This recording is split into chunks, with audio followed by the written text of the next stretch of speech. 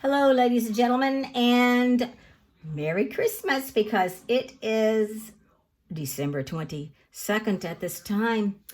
And oh no, it's almost Christmas. Your children wanted some new ornaments. You don't have much on there, and you didn't get any new ones because either you don't have enough money right now, or else you were too lazy to get out there and get them, or else you worked so hard you didn't even have time to do it, or whatever. So here is a nice quick way. It doesn't cost much money. You can make it you can make it expensive, or you can make it inexpensive. We're going to do this one inexpensive. Let's say you don't know how to cut out a circle really well and you need help. So you will get this, come on, get there, light. You will get this thing right here or something round, and you will trace your circle. Trace your circle, okay? Oh, look at that. Look how I traced it. Wow, look how I traced it. Wait a minute. I can do better than that. Okay, now there we go. You will trace your circle, and you will get some scissors, and they will not be your most favorite scissors. That's a little off. I'll have to cut that a little this way because it's a little off, unless I turn it into an oval. This video is incidentally not for children because some of the materials that you use can be a little on the dangerous side for a child. I can see you as an adult letting a child help you with this, working alongside a child. Okay, let's see. Let me make it look a little more like a circle because I messed up on the tracing of it. Really, I think I would have done better if I had just drawn a circle. I'll make it come out just a little bit, and because I don't want it just to keep cutting and it gets too small. This will have to work. I'm gonna let it work. Okay, this you toss in the trash, but I didn't put the trash near me, so I'll put it right there. Now you need the foil. Now, this is some very cheap foil. It is not the heavy-duty kind. So you have to be really, really careful with it. Sometimes I use tooling foil. Maybe I'll make another video with that, because when you use tooling foil, you can be a little rougher on it. But you can cut this out, or let me see what, I'm just curious to see what will happen if I try to tear it. There we go, it worked. All right, you need a little tape too. So you have the shiny side up, because everybody likes the shiny side the best, okay? And the shiny side goes up, and then you just carefully go around. This is the way I do it. I just carefully go around like this. I don't necessarily go corner to corner and then fill it in, although, well, sometimes I guess I do. Sometimes I do different ways, to tell you the truth. But one good thing about this being the fragile foil is that when you turn it over, you can more easily straighten out the looks of it. This is a cardboard's cut like that right there. You know, later on when I'm done, I can also kind of round it, kind of make it look a little rounder.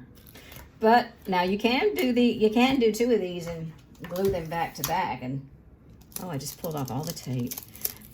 You can glue them back to back, and then you won't have this back that sometimes will show when the ornament spins a little bit, or if you let your child hang it up and you don't know what you're going to get. Okay, now, here it is. What do you want to draw? Well, I know that a lot of little boys and girls, okay, let's say maybe you have a little theme tree somewhere. Maybe it's going to be bugs of some kind. This is just a thought. Now, this one right here, this is really softer. This is good for real tooling foil, which is tougher than heavy-duty Reynolds-Wrap. I think I'm going to use this just to get a basic idea of the bug. the bug can be beautiful too. Okay, let's just draw a quick beetle, no one kind. Now, as you can see, this beetle is, he's generic. You know, your kid might even want to do something like this. That's this back end, by the way. Something like this, something like this. You can even talk about insects. How insects have 6 legs and basically 3 body parts, but it's not easy. Some beetles don't make it easy to detect their body parts unless you turn them over. It seems that all insects have their legs coming from the thorax. I'm not a scientist, but I think I'm right. But if I'm wrong, please tell me. It looks like they're not coming from the thorax, but they are. So what you can do is you really don't have to, the legs, you really don't have to, you can just make one line for the legs. And the reason I say that is because with the marker, the legs they will show up and you can make them thicker. The wings, these are wing casings, they will split here. You may want to make, this one's not very big, but you may want to make a little flower or something here. Now it's time to color it. You need to use the kind of markers that are permanent markers because they adhere so much better to anything smooth. The Sharpies, the big permanents. I prefer the Sharpies myself because Sharpies last. Sharpies tend to be a little more light fast. That's what it seems to me. Now you can make it into a beetle. You can give it stripes. Okay, I'm about to enter that frame of mind where you are an artist and you may not make a lot of sense in what you say. So I may not. Oh, I didn't add, which is no big deal. I could have done it later. I didn't give him any antenna. You can make the antenna look whimsical. You can even put eyes on the side of this thingy. Okay, now, of this insect. What kind of beetle is it? Well, I don't know.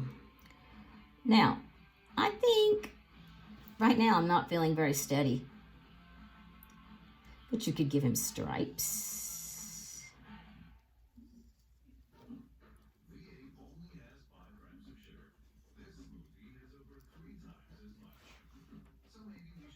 Now, when I'm done with this, I will probably outline it in black because it will really let it shine, let it shine. This part right here, I hope you can see this. I feel like I want to make it red. Now, this has this chisel top, but it's got that point right there, so on the end, so you can still be using a point. It has a point. You just have to find it.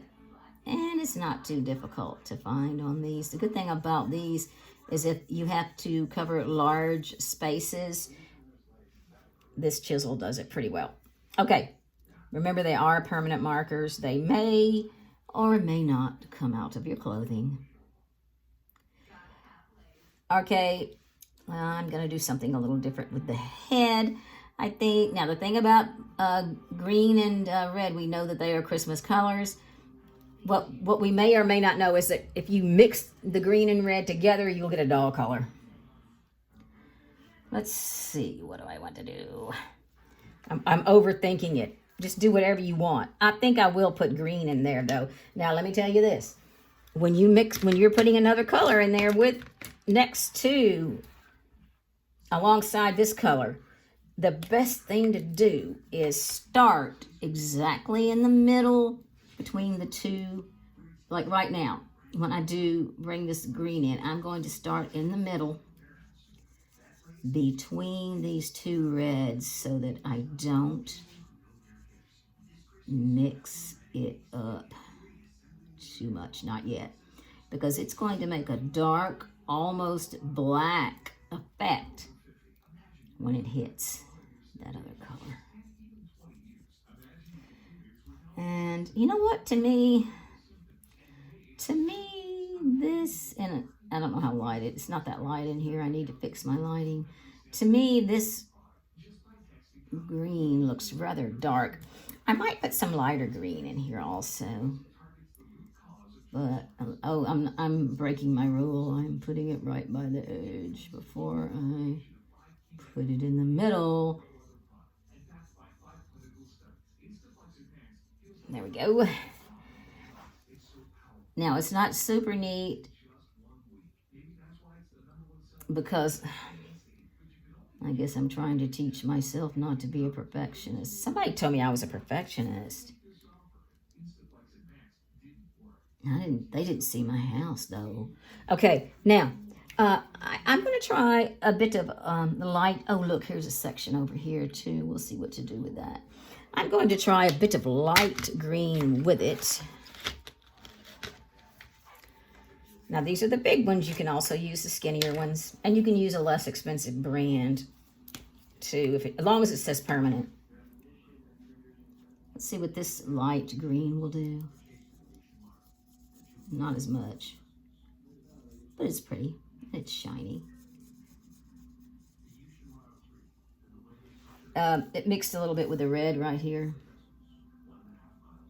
If you mix your tips and you get another color on the tip, a color that's not much like it, and you think it's messing it up, don't worry about it, because you can put it on some paper and this other color will start to wear off. But sometimes it makes a beautiful effect. Okay, we have that. Let's get his... You know, his eyes might be... You know how their eyes can sometimes be... their eyes can sometimes... It's not just two eyes, you know. Sometimes these guys have just bunches of little eyes here and there. I wonder if I could just put a few... I don't know. Right now, really, I didn't practice this video or anything. I just did it.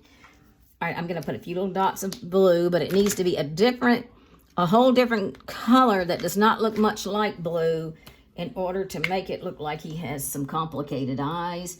Green and blue are opposite on the color wheel, but I don't know. I really picked up that blue with that green because that blue is so dark. Blue is a strong color, usually in these things. It looks funny. There we go.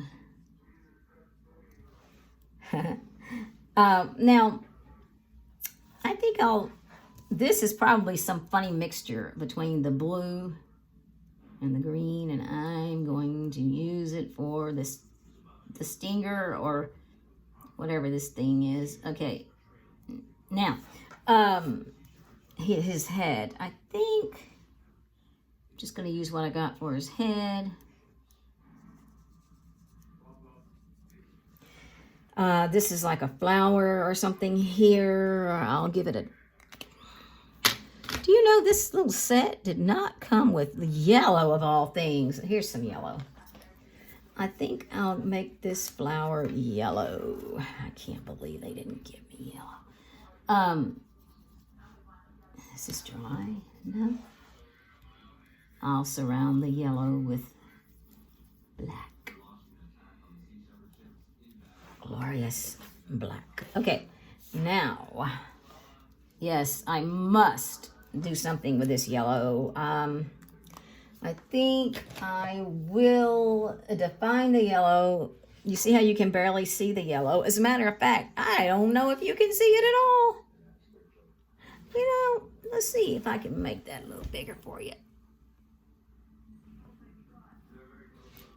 And it's not working.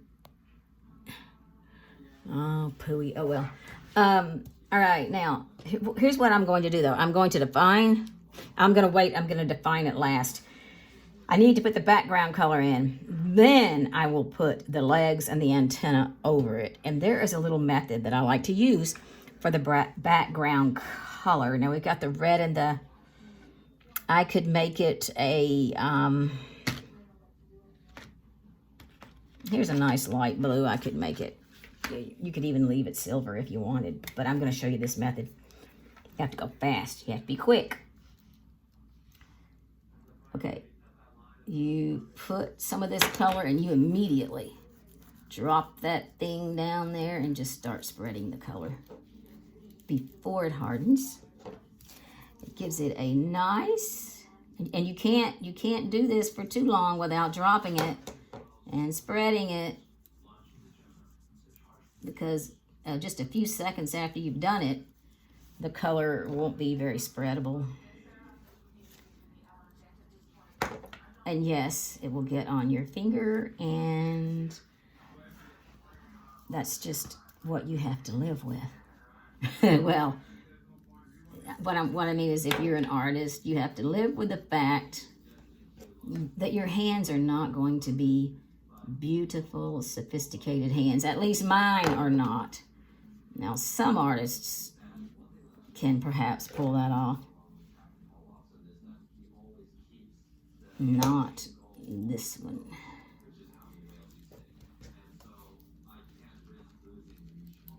Here we go. All right. Now, and later, a little bit later, you know, I could add another color to it. It just gives it a nice, I wonder if it's focusing on it or if it's kind of blurry. Where is it? I don't know.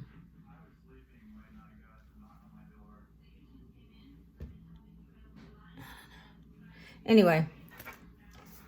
All right. I have that like that.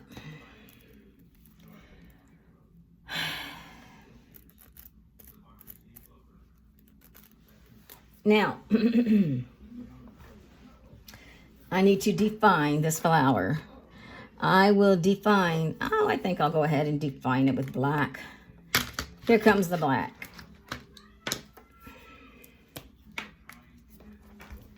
Okay, I find the chisel point.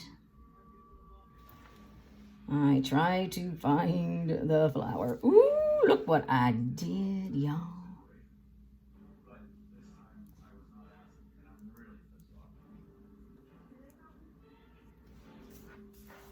But I guess it's not so bad. I'm being gentle. I'm just barely touching it to it.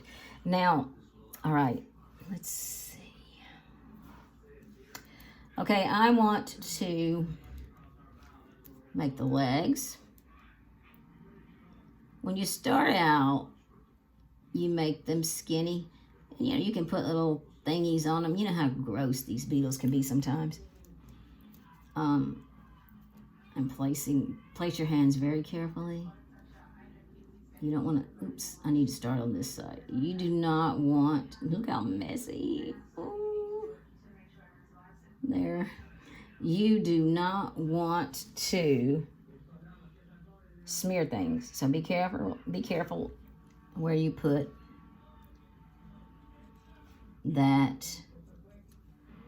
these fingers.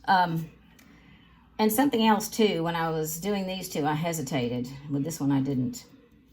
See the difference? Okay, let's see. Uh-oh, put it on that black.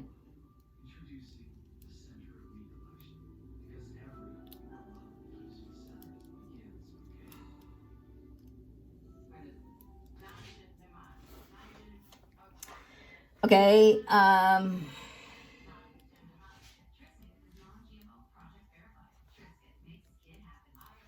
there, that looks interesting. As you notice, the left side looks different from the right. Now, the beetle, now you have a choice. You can either leave him like this. Oh, wait. There we go. You can either leave him like this, or you can very gently outline your beetle. Find a rhythm. What I mean by that is find the rhythm that you're in to outline him and get comfortable. Let your hand flow. Hesitance Hesitance breeds messiness. I was hesitant here. I'm going to do this. It's kind of crooked, so I'm going to fix it like this. I'm going to make a mild